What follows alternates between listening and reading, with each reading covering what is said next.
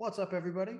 Welcome to another installment of Nuclear Barbarians podcast. It is I, your nuclear barbarian, Emmett Penny, and I am here with the one and only Dr. Chris Keefer. What is up, young man? Hey, Emmett, it's good to be back. I have a non-COVID cold, so my voice is going to sound funny, and I may have to take a coughing break. I'll try and do it away from the microphone. Yeah, that's all right. Happy you could make the time because things are popping off north of where I am, which is close to where you are in Canada. You just gave some blistering testimony on the need for nuclear energy in Canada. I think it was pretty well received as well, from what I could tell. But I don't know a lot about Canadian politics, and I don't know what it means that you did that, and I don't know what happens next. So I decided to haul you onto my Zoom meeting so that you could explain all of that to me in public. So let's start with that. How did this happen? What does it mean? What type of testimony was this? Just give me the rundown. Yeah, I mean, maybe it's good to provide a bit of context. Yeah. I got started with this crazy thing called nuclear advocacy. God, I think in 2019, I organized Canada's first stand-up in one of the main town squares in Toronto, our biggest city. And we had, 5 or 6 people and a fold-out table. I'd laid out some horrible graphic design, a couple pamphlets, and some homemade posters. And we just talked to whoever would walk by. And, it was a lot of kind of characters, as you have downtown. A lot of like homeless people and, a few schizophrenics, and then just random commuters and things like that. Fun conversations. But, if you just time warp to 3 years later, things have really heated up. I mean, we're in the midst of, having been involved in this for just 3 years, it's extraordinary the way the kind of facts on the ground have changed. And of course, it's not climate change that's driving this. It's, global energy crisis and the geopolitical ramifications of Russia's invasion of Ukraine. But, as we're seeing in Europe with huge turnarounds in the UK and France, even Belgium partially reversing its nuclear phase outs, there's similar reverberations happening in Canada. And because we are this fascinating tier 1 nuclear nation that, we're kind of the OG in terms of energy security, particularly in nuclear, because we circumvented, the US monopoly on nuclear energy by just saying, hey, fuck it. We're not going to bother with enriching uranium. We're going to follow our own design, not be dependent on you for our fuel, and develop this wonderful CANDU reactor that's served us so well. So, yeah, I mean, it's been a real whirlwind. 2 weeks ago, I was on Parliament Hill speaking with both caucuses of the two main parties, the Liberal and the Conservative Party. And on budget day, actually meeting with several cabinet ministers of the governing party. I had embarrassed the government's Minister of Environment and Climate Change at COP26. I think maybe we talked about that in the past. But I was expecting maybe that would impact my ability to speak with the governing party. But there's real broad-based support for nuclear energy here in Canada across the political spectrum, except for, unfortunately, our kind of left-wing Social Democratic Party. But we'll maybe get into that when I get a chance to describe this testimony. Yeah. So, I mean, you just hit the ground running, it sounds like. And now it looks like, I mean, it's hard to undersell what the geopolitics of this moment have done to rehabilitate nuclear in the public eye. I mean, we're talking about like a half century of denigration of an energy technology. It's really crazy. So let's talk about this testimony a little bit. Like, who were you testifying in front of, and what role do they play?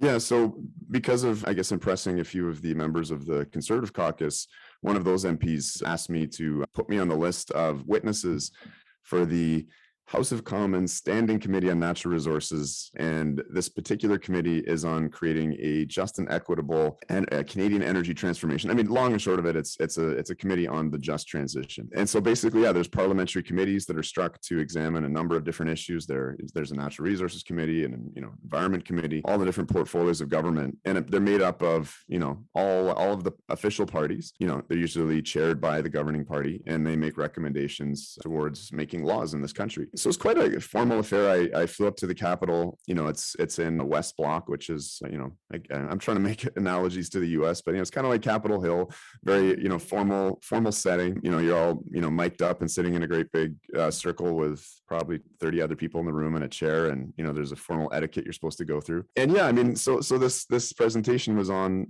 we're talking about the just transition. And, Emmett, like you, I made the choice a long time ago to not kiss the ring, shall we say, of renewables in our nuclear advocacy. Yeah. And, by not walling myself off and not self-censoring myself, it really allowed me to I think come to a more fulsome understanding of the stark energy choices in front of us. Canada talks a big game about climate change, but has a very confused set of policies, dabbling in, the so-called hydrogen economy, incentivizing electrical vehicles without really any plan as to how to charge them, plans for carbon capture and storage. But really the thing that's missing, if they're sincere about a net zero plan is the fundamental challenge of replacing fossil fuel power generation with carbon-free power generation. And, as you're saying, we've been living in the kind of Amory Lovins years, the last 50 years, we haven't built shit. Our grids haven't grown. And so none of the policymakers, literally none of the policymakers alive, have any experience with, how to do that. And so that's kind of what I bring to the table is, guys, we have to build a lot of stuff. And we have to decide which technologies we choose, because it's not all kumbaya, well, it's all low carbon, it's all good. What about bothism? There are stark implications, particularly for Canadian workers and for the working class and for the overall economy in general, for which way we go on this. And if we go the wind and solar route, we're talking about foreign supply chains in authoritarian countries. We're talking about generating massive trade deficits, importing, it's almost exclusively overseas, this whole supply chain. So importing weather harvesters and becoming a nation of low skilled workers, almost all non-unionized, slapping up these, foreign made wind and solar, machines. And, that just stands in stark contrast to what nuclear energy has done and can do, no pun intended, for Canada. Again, we have this 96% plus made in Canada supply chain. From the uranium mines to the fuel fabrication to the heavy industry to operation and maintenance to the spent fuel handling, and we have the richest ore grades of uranium in the world, like literally from, I don't want to say, from cradle to grave. We do it all, and we capture all of the value of any investment we make. And if we're sincere again about doubling our grid to meet our electrification goals, this is hundreds of billions of dollars of investment. And we know that nuclear has the greatest economic multiplier effect. When you invest $1 in Canada in CANDU nuclear, you get between $1.30 and $1.40 back in GDP growth. And because the operating expenses of nuclear are cheap uranium and high skilled labor, that money is largely wages. It's six-figure wages for skilled tradespeople, STEM professionals. I mean, Tracy Primo, my Indigenous friend who rose from the shop floor to basically running all 4 of the reactors at Bruce Power, she says there's a job for everyone in nuclear. So again, you have the stark contrast between non-unionized, low-skilled, low-wage jobs versus capturing all of the value of those investments, mostly in the pockets of the Canadian working class, for them to spend in their communities and generate secondary economic benefits, which is why you invest $1, you get $1.40 back. No one is talking about this, though, Emmett.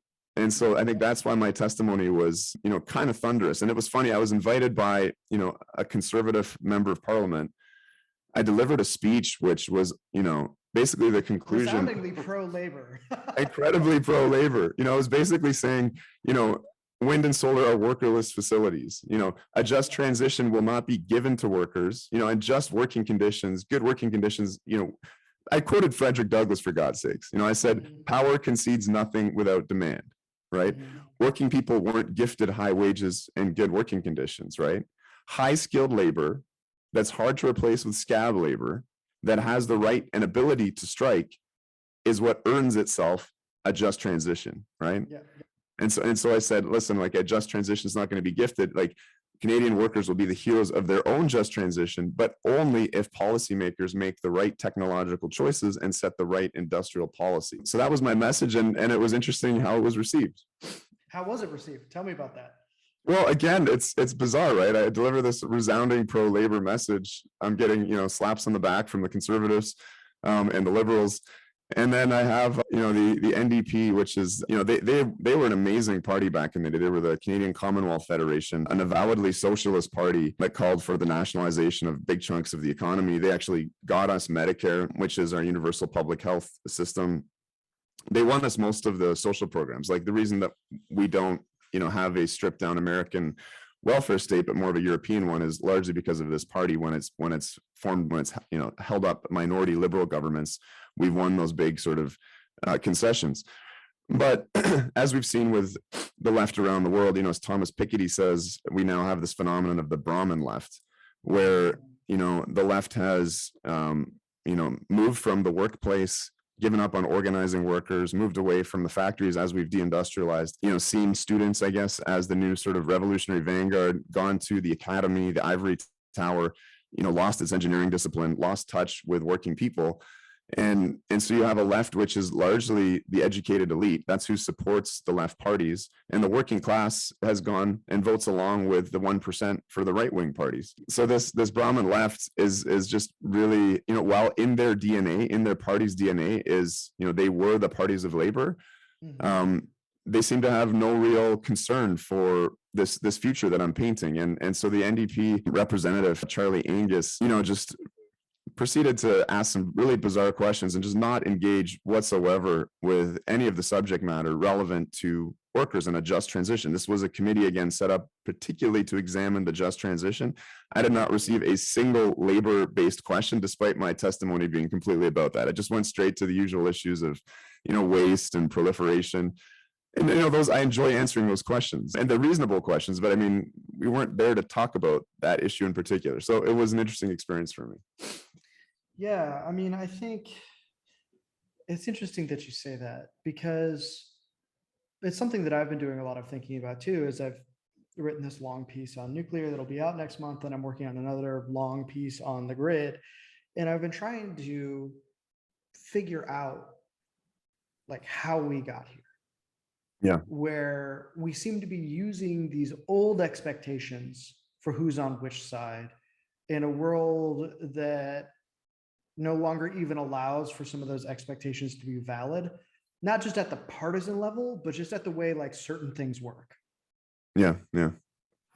Like the Democrats aren't really like the New Deal party anymore. I can't remember the last time they were. Like, and the Great Society was not really in a program, was not an elaboration necessarily on the New Deal. It was way weirder and had even more problems than the New Deal had. And the New Deal definitely had some problems. So I can only assume that that is very similar in Canada. I mean, for God's sakes, Anne-Marie Lovin's consulted with Ontario Power. Yeah, absolutely. Yeah, I mean, I joke often that Ontario is the France of Canada. Obviously, we have Quebec, which is the French-speaking province, but Ontario's power generation is very, very similar to France in that we're mostly nuclear with a bit of hydro. We had a, already world-class decarbonized grid when we phased coal off of the grid using nuclear energy. And then we built a whole bunch of wind and solar, gave out these lucrative private sector contracts, 20-year contracts, paying obscene amounts per kilowatt hour generated. Nuclear at the time was going for about 7 cents per kilowatt hour, and we were paying a solar upwards of 49 cents. And if you were lucky enough to put it on your rooftop, 80 cents a kilowatt hour. Good God. Right. And these contracts lock those rates in for 20 years.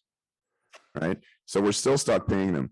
And, it became such a scandal that, our majority liberal government was reduced to a non-official party status. They went from, 100 and something seats down to 6 seats, mostly over this issue of skyrocketing energy prices.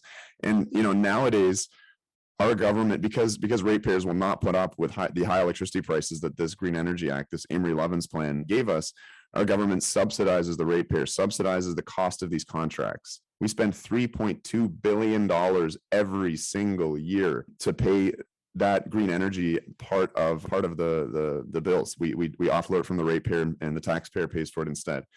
And that's up there with what we pay for long-term care for our seniors, right? It's something like, the number 8 or 9 line item on our budget.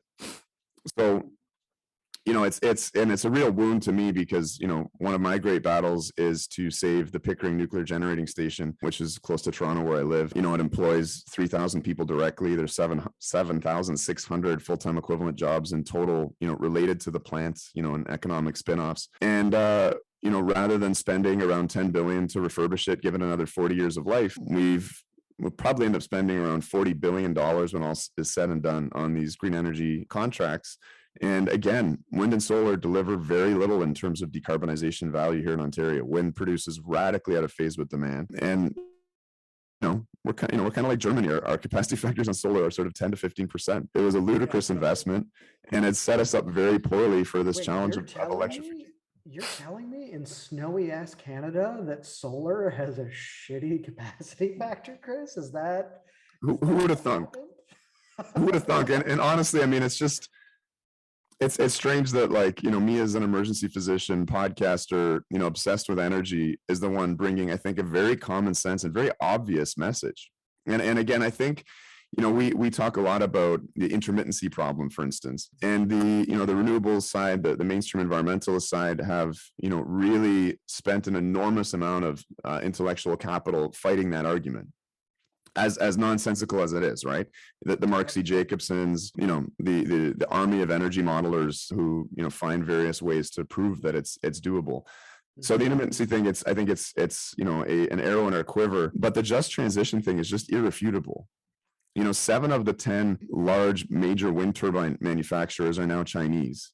And the 3 European ones are rapidly offshoring their manufacturing to China. The price of commodities is skyrocketing with this energy crisis. I think you were the one who brought it to my attention, but polysilicon prices jumped 300%. But also shipping costs are going through the roof as well. And margins are getting pretty tight on these renewable projects. And with the combination of rising commodity prices and shipping costs, they're looking less and less viable. But also the only way they can be viable is if these companies take advantage of the egregious environmental and labor standards that kind of race to the bottom for low wages and basically no environmental standards that are available in places like China and Vietnam. So for the West, particularly in the context of the Russian aggression in Ukraine, we've seen how weak Europe has been, and Germany in particular, to being able to stand up to the Russian aggression in Ukraine. Imagine we carry on down this wind and solar based energy transition. I think Biden's called for something like 40 or 45% solar energy on the US grid. What happens when China invades Taiwan? Mm-hmm. Right? Will be, probably as bad or even worse than Germany, because at least Germany, can still keep the lights on with its goddamn coal fleet. It's wild. It's wild. So no. I think this just transition thing is it's one of the most important, analytical frames through which to examine our net zero, our clean energy future. Mm-hmm. But another thing you said struck me, which was just that nuclear is back on the table in a way it hasn't been in a long time. Well, that's because it's the only thermodynamically viable choice beyond fossil fuels, right? Of course it is. And when the OPEC crisis hit and there was a fossil fuel shortage in the 70s, nuclear experienced a renaissance. Every time there's an energy crisis and fossil fuels become scarce or expensive, we start talking nuclear again because it's fucking common sense. That's not true in America. The OPEC crisis was the downfall of nuclear in America. Okay, you went on coal. You went big on coal, but it's because you had a bunch of coal, right? Well, it's not even necessarily, because we actually did not have a lot of coal because we expected a lot of nuclear to come online. But the plant delays kept increasing because only Westinghouse and General Electric could build it. Not a lot of them, they couldn't make enough compressor parts in time. So there's a huge backlog. And the industry had, since the mid-60s, started to plateau for turbine efficiencies. So their thermal efficiency just started dropping, and they had let go of their learn by doing approach, where they would make something, take it to market. Once they took it to market, they would then do a small fix and build it bigger from there. In order to keep capitalizing on increasing thermal efficiency to the point where they hit diminishing returns, they had to just say, build us something huge and then we'll see what happens. And that felt possible because they were getting new alloys out of the World War II experience through the Air Force. But those new alloys provided all sorts of other problems for them, to the point where the Atomic Energy Commission had to be like, you can't make nuclear reactors larger than like 1,000 megawatts anymore, because we just can't do it. Like it's too much of a pain in the ass, because you lay out all this capital, and then instead of driving down the cost for electricity because it's so efficient, it has an availability problem, where the availability dropped from something like 90 something at the beginning of the 60s to like 80 something after that. Mm. because there were so many difficulties in keeping these new, whether it's coal or whatever, online. So when the energy crisis hit, everybody was like, look, we're canceling stuff that isn't coming online because everybody's pissed at us because we've driven so much into everybody's rate base. And now we're so dependent on foreign oil because we are walking away from coal. And Yeah. that structurally was the death of nuclear in America. Wow. Interesting. Like, so that was it. Like people, like once the energy crisis happened, that was the argument against nuclear. Which is also why Amory Lovins and E.F. Schumacher was headed up like the coal industry in the UK for a while, and Lovins consulted with coal companies, were very comfortable with coal and their ideas for the smallest beautiful economy because we've been doing it for like 100 years. And so we were really good at decentralizing coal. We could build them in a modular way if we wanted. That's what they were worried about. They were worried about the centralization of power, and they were worried about managerial overreach. And that was it. Like the whole backlash that happens in the 60s and 70s is against the hubris of engineers who basically thought that they should be in charge of running society and no one should say shit to them.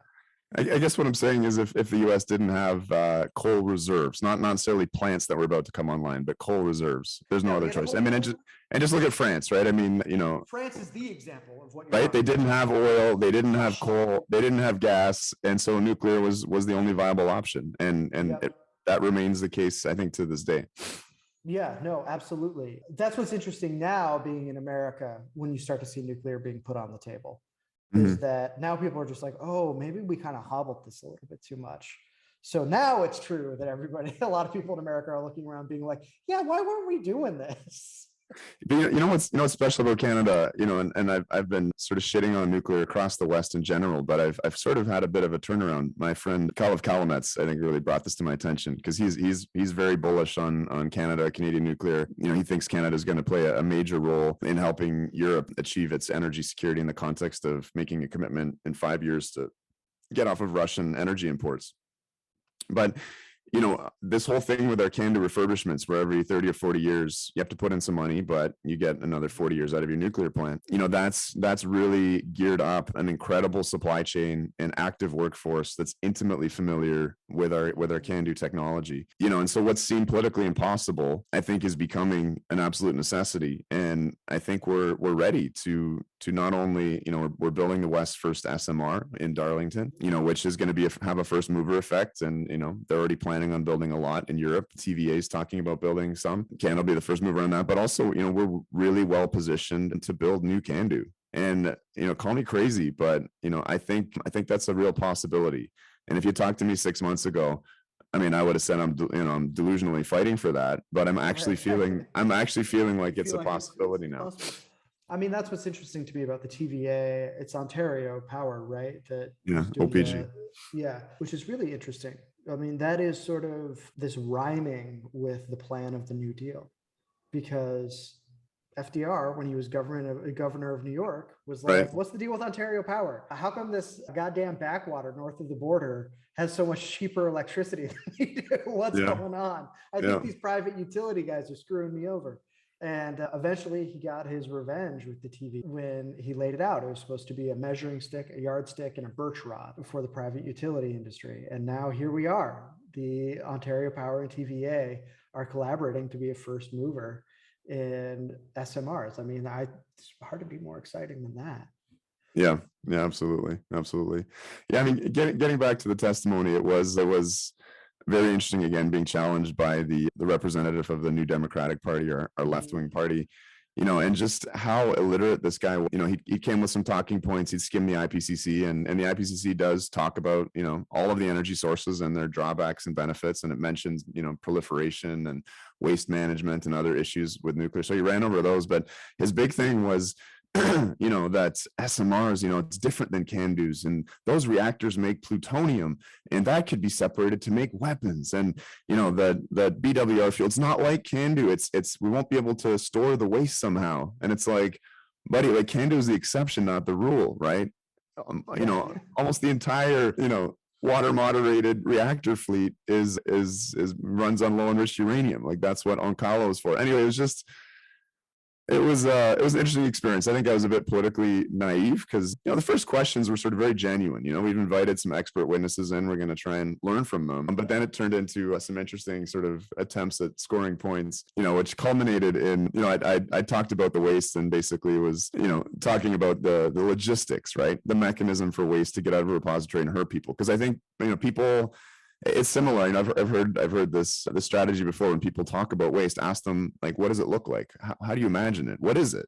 Right. But similarly, when you ask people like, how does it get out of a hole in the ground that's half a kilometer deep? Basically water needs to percolate, get through all of the engineered barriers, dissolve a ceramic coffee cup here, and carry the radioisotopes through rock and move somewhere, right, to a water table, to the surface. And the rock we're looking at, it takes 1 million years for that water to move a meter, right? So, in 1 centimeter or even less than a centimeter, that's 10,000 years, right? You're back to the level of radioactivity of the ore from which it came. And in 1,000 years, none of your gammas are there anymore. Yep. And you have just alpha and beta emitters, and you would literally need to pulverize that waste and eat it. So that's what I said. And this guy, this Charlie Angus guy from the NDP started saying, you're telling me I should go back to Northern Ontario and tell my constituents to eat nuclear waste and eat uranium. And I shut him down pretty quick on that. But it was entertaining. That's so funny, man. That's such fun. That's like pro wrestling style. Totally. Yeah. Totally. So what's next? Tell me, like, where do you go from here?